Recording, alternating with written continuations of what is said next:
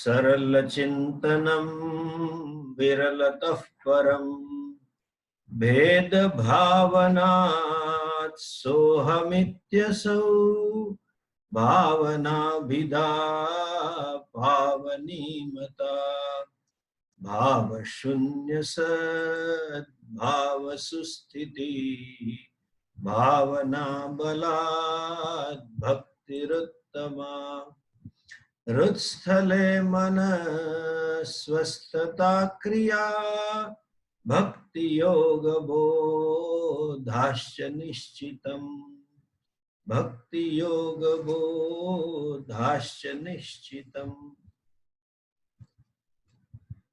As I said yesterday, Ramana Maharshi is now introducing yoga. What popularly is called yoga. That we mean by yoga is Patanjali yoga. I told you yesterday also, Bhagavad Gita uses the word yoga in different meanings. But here, when I say yoga, it means Patanjali yoga. Please understand what for it is and what exactly yoga is. The teacher, the tradition was that they will first themselves define what is yoga, what is it they are going to teach, that they will define. So the first sutra of Patanjali Yoga Sutra is Atha Yoganushasanam. Now I shall teach yoga. Then the second sutra, what is yoga? That is being defined by Patanjali himself. What is yoga? Patanjali says, Yogaha Chitta Vritti Nirodha. Chittasya Vrittinam Nirodha iti Yogaha. And therefore, it says Chitta Vritti Nirodha. Now, what do I get out of it? What is the phalam? Even if I have Chitta Vritti Nirodha, what is the benefit to me? Then he says, Tada Drashtuhu Swarupe Avasthanam. Drashta, the experiencer, the perceiver, the subject, I will abide in my nature. That is the phalam. And there are further sutras where he defines, and yoga is basically Ashtanga yoga. It is eightfold yoga. Ashtanga, it is eight-limbed yoga. This yoga has 8 limbs. They are not like ladder, stepwise. No. These are the limbs of the yoga. When you say yoga, like my limb, head and the hand and the trunk and the legs and etc., so also these are the limbs. And when you follow all the 8, when you address all the 8, then only you are doing yoga. You cannot say, this is me just by hands. No. All the limbs should be inclusive about, when you talk about me, it should be inclusive about all the limbs. And the 8 limbs are Yama, Niyama, Asana, Pranayama, Pratyahara, Dharana, Dhyana, Samadhi. The last 4, Pratyahara, Dharana, Dhyana, Samadhi, are purely mental. Okay? Even the first 2, Yama Niyama is also those to some extent physical, but it is mental. Only asana and pranayama is physical and pranic activity. Patanjali defines each steps. Yamaha. Yamaha means what? To refrain from, not to do. Ahimsa, Satya, Asteya, Aparigraha, Brahmacharya. Panchayama. Ahimsa, Satya, Asteya, Brahmacharya, and Aparigraha. When you have to refrain, please remember, whenever Shastra says something, don't do this or not to be done, it means there is possibility of doing. Since there is a possibility, why there is a possibility? Because human being has free will. And that free will can be misused and abused in this way. Since it's free will, it can be misused. There is a freedom. Pujya Swamiji often used to say, what is the definition of freedom? That which can be misused and abused alone is called freedom. If you can't misuse, it is not freedom. If you can't abuse, it is not freedom. Free will implies all this. But there is a possibility to misuse or abuse in this particular way, that from that particular things, Shastra says, don't do that. It is told for myself and for the harmonious society, both ways. In other words, when I refrain from such things, I become happy and make others also happy. The purpose of dharma, adharma, do's and don'ts is this, that I gain ultimately a frame of mind whereby I can be happy. And since I follow that order, I am in harmony with the totality, and that harmony brings comfort, that harmony brings happiness, not only to me, but to all.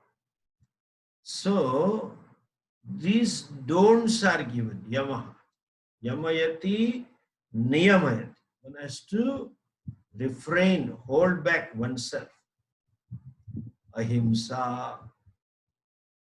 That there is a possibility of himsa. I may hurt others physically, sensually means verbally, and mentally. Shastra talks of threefold ahimsa. That I should not hurt anyone, not only physically, but through my speech also. I should not utter certain words by which somebody is hurt. And ultimately, I should not think anything ill about anybody. That is why we have prayer. Sarve bhavantu sukhinaha, sarve santu niramayaha, sarve bhadrani pashyantu, ma kaschit dukkha bhag. May nobody be unhappy in this world. May all be happy over here. It's a prayer. Ano bhadra krato yantu vishwataha. Bhadraha means mangalkari, auspicious. May auspicious thoughts come to me from all the sides. That's a prayer for mental ahimsa. Human being, in his or her pursuit for rights or desire, may tend to hurt others, and therefore a value is given, ahimsa. Then Satya. You know what is truth? Our Shastra beautifully defines it. That this statement comes in Taittiriya Upanishad. Guru tells the Shishya, Dharmam Chara, Satyam Vada, etc. That Satya is defined. Anrita Varjitam Yathartha Bhashanam Satyam. In fact, we have not to speak truth. We have to refrain from speaking untruth. To the extent you refrain from speaking untruth, you will end up speaking truth. That means, see, the knowledge is always Satya Gnana. True to what it is. Any knowledge. But then there is some factor in between. My value or my ambition or whatever. Something is there which puts me to hide it and fabricate something else. Though we may be quick enough to fabricate it, because of habit, we may be effortlessly able to fabricate it quickly, immediately. But then, that is Anrutam, created by. Don't create any Anrutam. That is Satyam, Yathartha Bhashanam. Speak or reveal true to what it is without any creation of any Anrutam. Anruta Varjitam Yathartha Bhashanam Satyam. Asteyam, non-stealing. In a modern society, we don't steal the objects. But then there is different stealing. We want to. This is a modern problem. This is my discovery. This is something, first, I am the first one to tell this, etc., etc. That tendency to infringe upon others' rights is also stayam. And fulfill my demands at the cost of others' rights. Others demand necessities. That is stayam. Brahmacharya. Brahmacharya means not controlling or mastering one sense organ, but abstaining from unnecessary indulgence. Unwarranted indulgence. So nowadays, thanks to this corona, everybody is discovering what is unnecessary indulgence and how simple life can be. You can survive without so many things, without enjoyment of so many things, you can survive, and that too happily survive. This is all brahmacharya. And last one is aparigraha. Tendency to hold objects, situations, people have tendency to get collected. Objects get collected in home, unnecessary memory get collected over here. Those days, we had something called Diwali. And every Diwali, the lady of the home will throw away the things which were unnecessarily collected. I think modern example is better. Nowadays, people tell me, Swamiji, it was good that we had a lockdown. I cleared my mobile. I cleared my WhatsApp. I cleared my emails. So many unnecessary things that were stored, you cleared out. Aparigraha, tendency to hold. Then niyamas, things to be done. Shaucha, santosha, tapaha, swadhyayaha, ishvara pranidhanam. 5. Shaucha means purity, cleanliness. Within and without, purity of the mind, intentions, and cleanliness of the situation where I live. Santosha, general sense of self-satisfaction means acceptance of my prarabdha. This is what my life is. I accept myself, santosha with reference to myself, my strength and my weakness, with my limitations. I accept myself. That is santosha. Accept my spouse with his or her limitation. Accept children. Accept the society. Accept the culture. Accept the government. And if you can, accept the president also. This is how he is. Donald Trump, this is what he is. You cannot change it, at least till further elections. Santosha. Generally, santosha with reference to money and santosha with reference to bhoga. Shaucha, santosha, tapah. Tapah means capacity to draw boundaries and to suffer for Ishvara. Mere suffering is not tapas.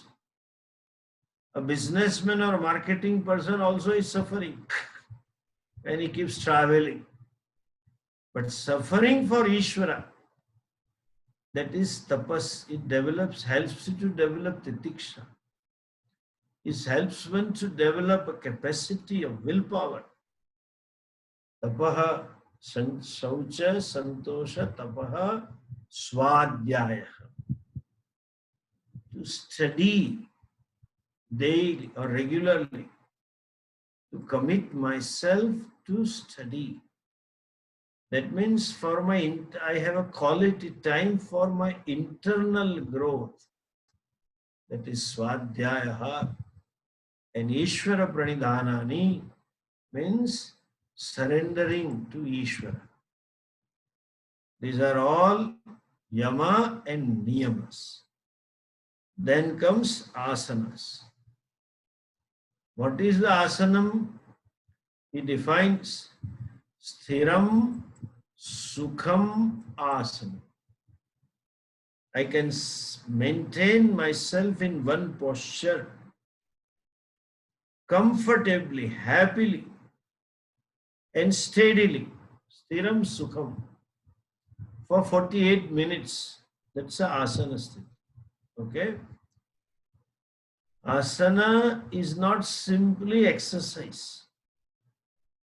Asana is not something, an alternative therapy to control blood pressure and to control your tummy and things like that. That's an extra benefit it may have. But asana is a means for chitta vritti nirodha. For pratyahara, dharana, dhyana and samadhi. Then comes pranayama. Please understand, pranayama, ayama, prananam ayama. The word ayama means mastering, means managing. What pranayama? Or restricting the movement of what? Shwasa prashwasayoho gati vichcheda. Breaking the movement of inhalation and exhalation. That is called pranayama. That he is going to talk in the next verse and we'll see in detail. Then pratyahara. You can say controlling the sense organ. Withdrawal of sense organs into the respective place. Pratyahara. Or absence of greed, of possessions, enjoyments. Swa vishaya prayoge chitta swarupanukara iva indriyanam pratyahara.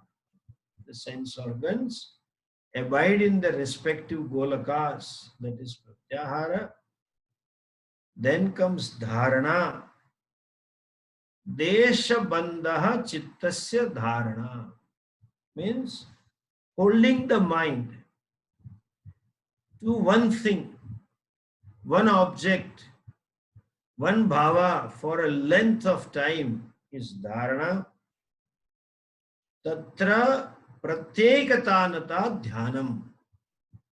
And hold on to only one thought. Trying to hold on to one thought is dhyanam. And abidance in that, effortless abidance in that is called samadhi. Okay? Just understand this. Dhyanam means there is distraction. If there is no distraction, it is samadhi. People always say, Swamiji, whenever I sit for dhyanam, there are lots of distractions. But it is bound to be there. Because if there are no distractions and you can hold on your mind effortlessly, that is samadhi. Dhyana means distraction.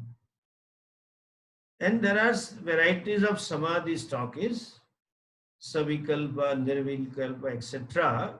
We may not get into detail now as per the Patanjali Yoga Sutra. But let us go to next verse. Here, Sri Ramana Maharshi does not discuss about all the asanas. He just discussed something about pranayama. And that too very simple pranayama is being talked about. And the benefit of it and how it works.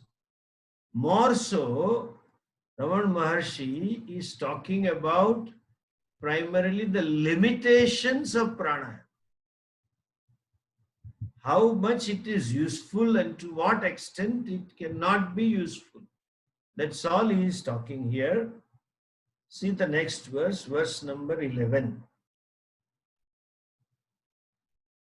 Vayurodhanat liyate manah jhala pakshivat rodha sadhanam. Vayurodhanat liyate manah jhala pakshivat rodha sadhanam. I told you the ayama, pranayama means prananam ayama. Ayama means restraint. Ayama means discipline. Control is not a proper word.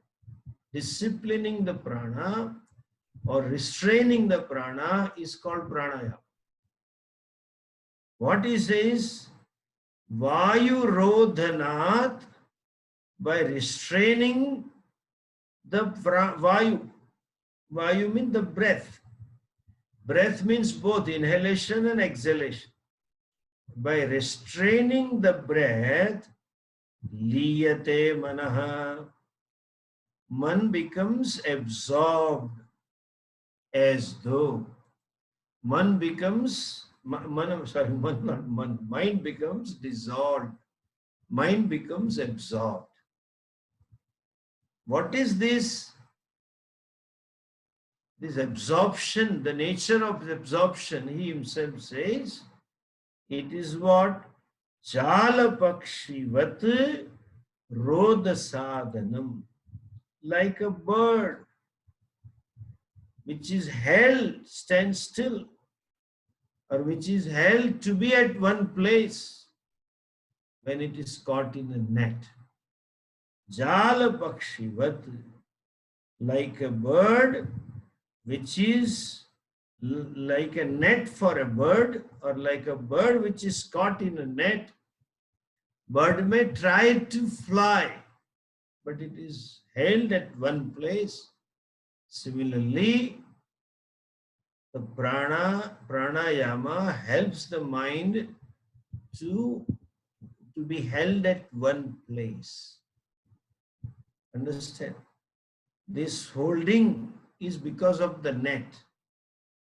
And moment the net is removed, birds flies. So the mind is held as long as the effect of pranayama is. Pranayama is here equated to net.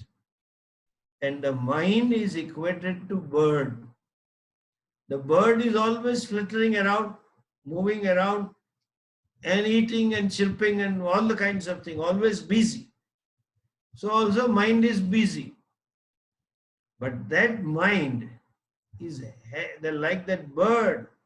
It is held at one place when it is caught in the net. So also pranayama helps the mind to hold it at one point, at one object. But then that holding is called linam. That is the mind which is absorbed, but then that nimitta, the cause or the instrument which is there in terms of net, in terms of pranayama is over, then the mind flies. Understand what exactly pranayama is. The breathing is basically an involuntary activity. It's not a deliberate activity like walking, talking, etc. is deliberate activity. Eating is a deliberate activity. Digestion, circulation, evacuation, breathing, these are all involuntary. It goes on its own. First thing. Now, ayama means restraining, disciplining prana. Here, prana means there are pancha pranas. We have seen that in Tattva Bodha. All fivefold physiological activities are done by prana. Inhalation, exhalation, digestion, circulation, and evacuation. Digestion is done by samana vayu, samikaranavan samana. Circulation is done by vyana vayu, vishwagamanavan, which goes everywhere, and the supply chain of nourishment to all the limbs of the body is vyana vayu. And evacuation, process of pushing out. Just hold on, please. 1 minute. My battery is getting low. I have to charge it. So, pranayama means converting this involuntary activity, non-deliberate activity, into deliberate activity. And then disciplining this movement of pancha prana. But then the means to do that, to reach out to all the prana, samana, vyana, udana, etc., is prana and apana. The breathing and breathing out, that movement is arrested. And that arresting is like the bird which is arrested, the movement of the bird that is arrested by the net.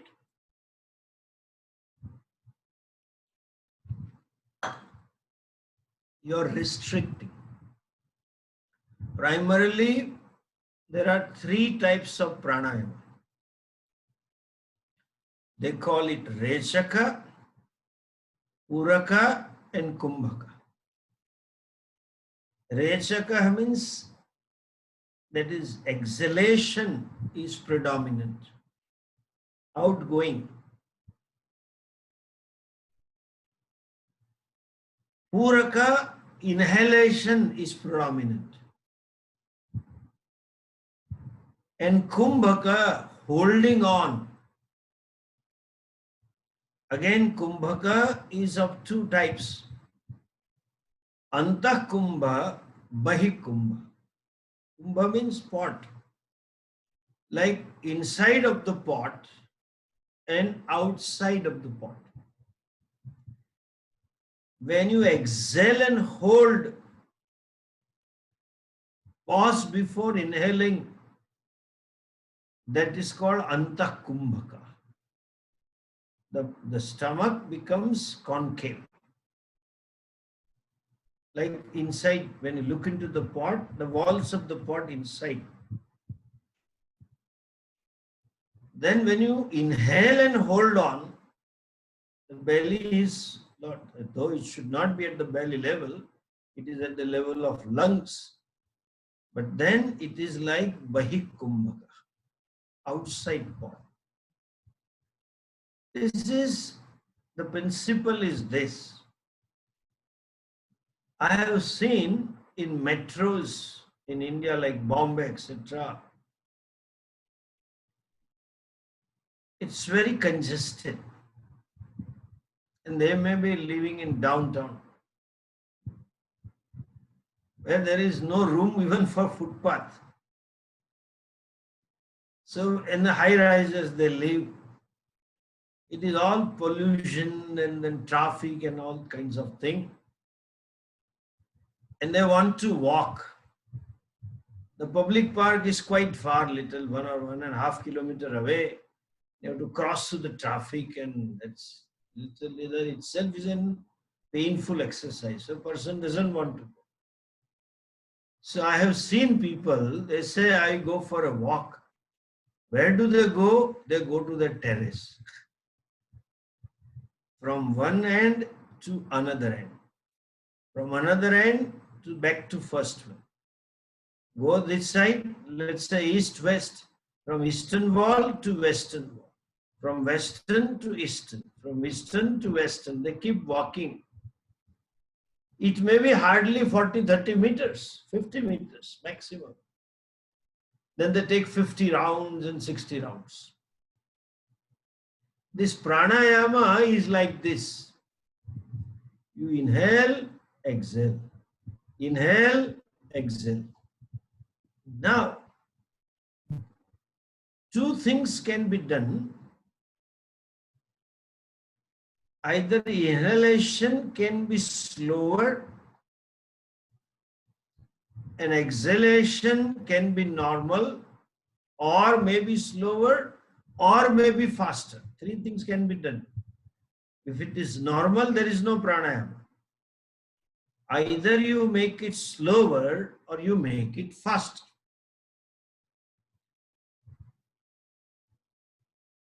Generally speaking, as it is said, a normal person takes 12 to 15 cycles. When I say normal, I mean the person who is free from COVID-19, okay? Because they say when you have corona, you have breathing problem. So I am saying, and therefore in India, everybody with Ramdev's pranayama, he has told, and everybody is on to it. They try to hold the breath 30, 40 seconds. If you can hold it, that means you are normal. That's a self-test, you know. That is fast test of COVID. If you find breathing problems, then you will be cautious, then get checked. But then if you do the certain pranayamas, and where you can hold your breath minimum 30 seconds, ideally 45 to 45 seconds, no issue, you're safe. You're hale and healthy, go ahead. That's how they have, this is called Indian testing, COVID testing device, okay? This is Patanjali device. You take 12 rounds, means you 12 times you inhale and exhale, one cycle, or 15 cycles. When it is 12 cycles, that means you take 5 seconds per cycle. That means you hardly inhale for 2.5 seconds, exhale for 2.5 seconds. When it is 15 cycles, that means you inhale for 2 seconds, exhale for 2 seconds. This is normal. The person committed to pranayama exercises makes this involuntary activity deliberate. And slowly, he gains the strength to take only 3 cycles or 2 cycles in a minute. 3 cycles means 20 seconds per each cycle. That means 10 seconds for inhalation, 10 seconds for exhalation. Or 2 cycles means half a minute, each one for 15 seconds. The prana and apana, inhalation and exhalation, becomes thinner and longer. As they call it, deep breath and slow breathing. That is the relative mastery they get. And when you restrict this movement, since prana is responsible for all physiological actions, it impacts samana, vyana, udana. It impacts your digestive system. It impacts your circulatory system.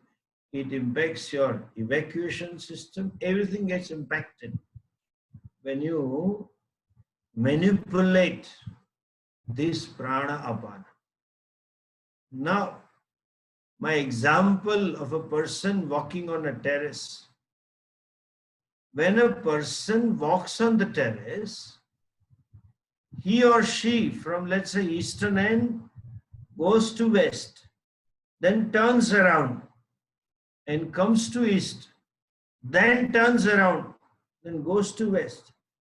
While the person is turning around, for some part of a second even, or even for a second, he is not walking.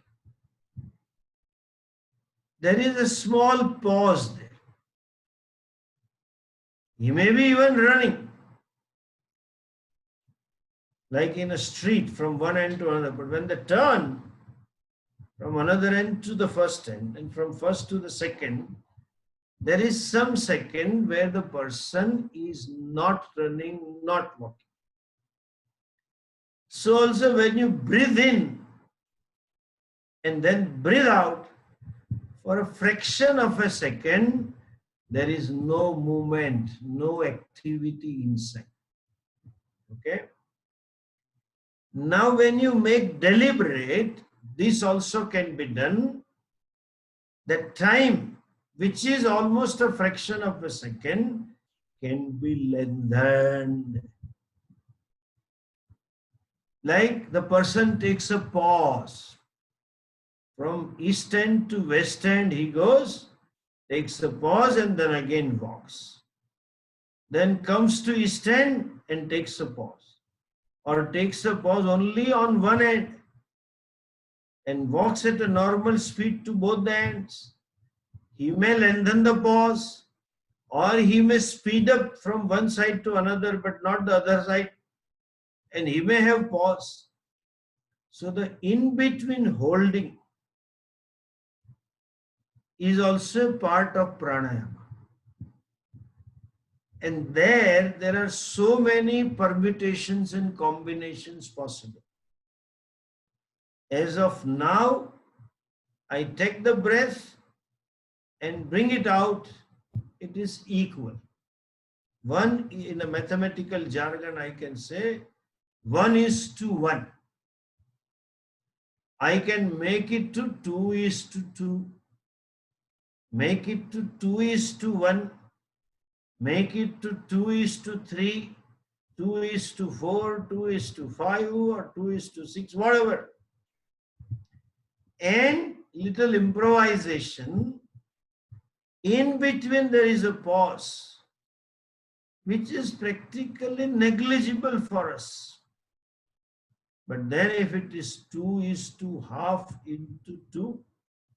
or 2:2, as much time I take to breathe in, same time I hold and same time I exhale, and again hold, same time and again breath. All kinds of permutations are possible.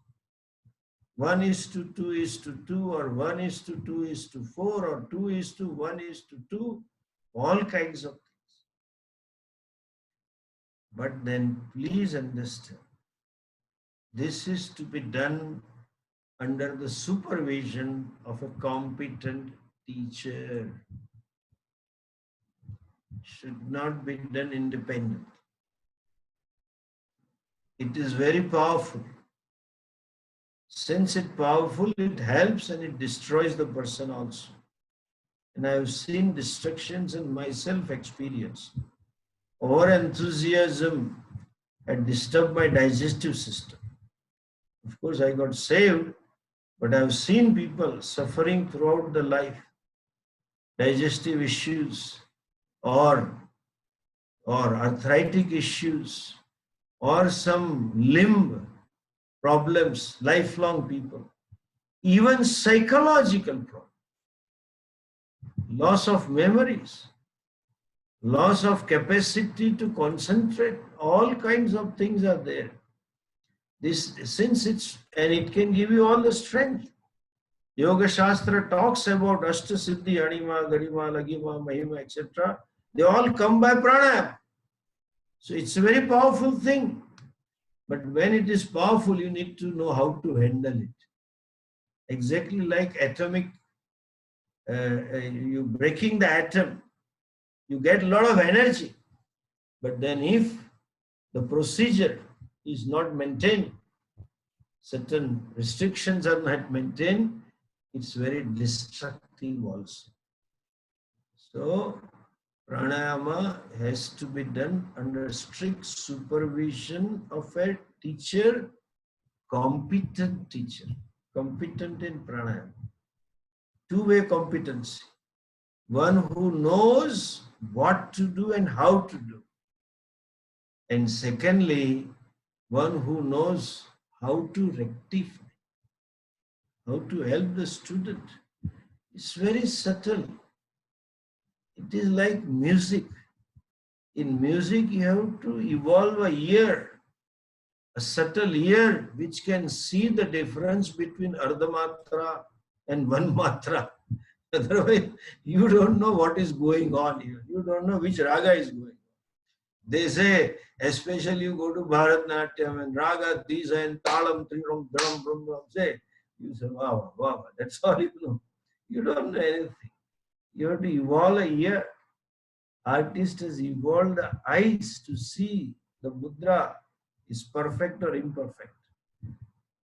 Even half a matra is little gross compared to prana.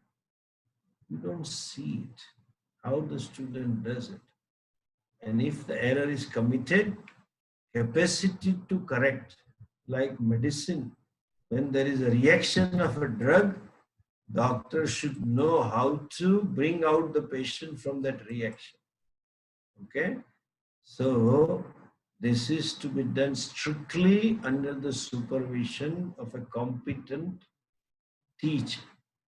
One who knows the pranayama, and in case of an error, in case of some complication, who can help the student to grow out of it, to come back. That is a ayama, pranayama, very powerful thing. Coming back to the thing, these varieties of permutations, 1:2:2, or 1:2:4, or 1:1:2, whatever.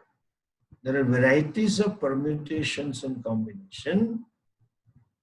What happens in doing pranayama? Breathing stops almost. As I told you, they try to make it thinner. And the yogis try to make the prana longer. When the breathing stops, mind also stops thinking anything else because the survival instinct takes place. Prana is the energy which supports the mind and body and all physiological function. But momentarily, the thinking process gets slowed down, and sometimes no thought flows. That state is called laya, momentary absorption of the mind, or absorption of the mind caused by some external factor, not natural. Yogis try to gain this absorption through pranayama, and the bhakta try to get this through bhakti. Bhakti means love, prema swarupa. Definition of bhakti, parama prema swarupa. So bhakta can get the absorption of the mind because of the love for the Lord. And the love is instilled as though through bhajan, through katha, through satsang. So when you go to some katha, when the katha vachaka, the speaker is well-meaning, okay? Well-meaning means does Bhagavan only. Like we had one in Gujarat, Dongre Maharaj. The people used to get absorbed in his presence while he is talking. Because his words were loaded with his power, with his heart of love for Krishna. So Bhakta can get that laya because of that katha. If somebody sings good bhajan, very melodious. Not only melody, but bhava is there. When that is there, you also get absorbed. But this is laya, like jala pakshi. As long as the net is there, bird is held there. Moment you remove the net, bird is out of the net, it flies and goes around. Moment the bhajan program is over, moment the singing is over, katha is over, the mind goes into 100 billion things of samsara. All likes and dislikes and memories and pain and everything, ambition comes out. So, the easier process, they say, is bhakti because you don't need a teacher. And in pranayama, as I told you, if not done properly, it has a side effect. Bhakti, there is no side effect. Therefore, they say bhakti is simple. So it is not simple, okay? Try to focus on Bhagavan for not 5 minutes, just 1 or 2 minutes is enough.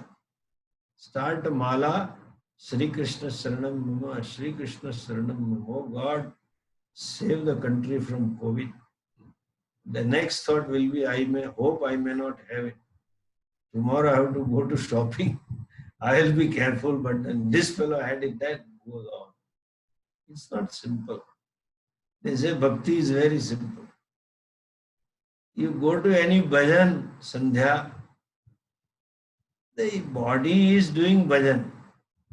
Tongue may be doing bhajan, and the movement also may be bhajan, but the mind moves in all the world. But then it is simpler because it has no side effect.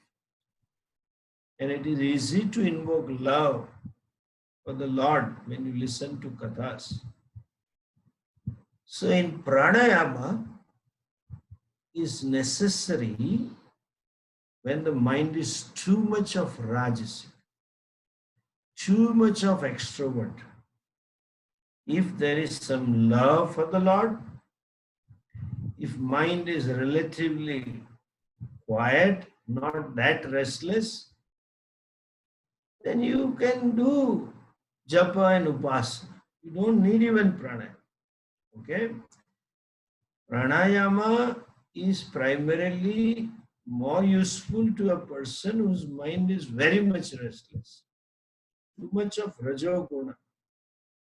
And Rajoguna without any love for Ishvara. That Rajasic person needs some external help to hold the mind momentarily or for some time, make it quiet. And for those who have inclination for japa, inclination for bhakti, inclination for Bhagavan because of upbringing, because of samskara, it's not necessary that one should do pranayama. Okay? And in this pranayama, there is very one simple pranayama. We can say benign pranayama, about which I talked while I discussed in meditation, often used by Vedanta and all other schools. Even Buddhas use this. That is called prana vikshanam.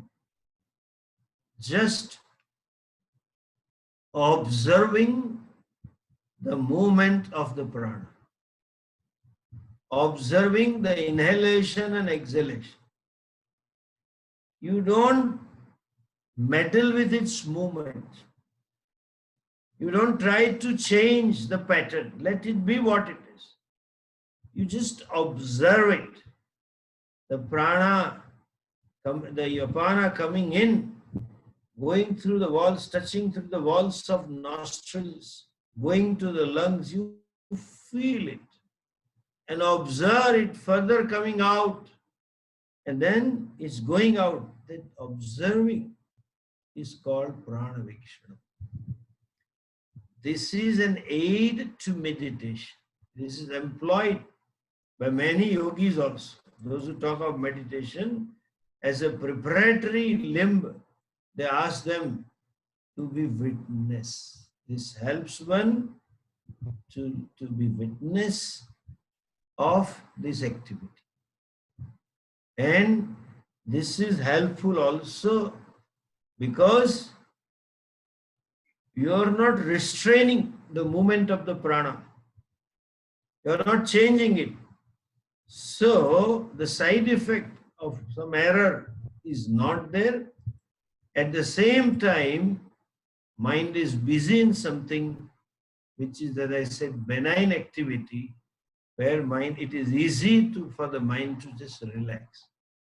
It is some activity which doesn't give rise to further likes and dislikes. Further frustration and pain and all that doesn't bring out such memories. Just innocent activity. So that is prana vikshanam. That vikshanam also is laya. Okay? And what is it, laya, benefits or limitations of laya and vinasha, that is talked about in the next few verses. We will see it next week. Om Purnamadah Purnamidam Purnat Purnamudachyate Purnasya Purnamadhaya Purnamevavashishyate. Om Shanti Shanti Shanti. Hari Om Shri Gurubhyo Namaha. Hari Om.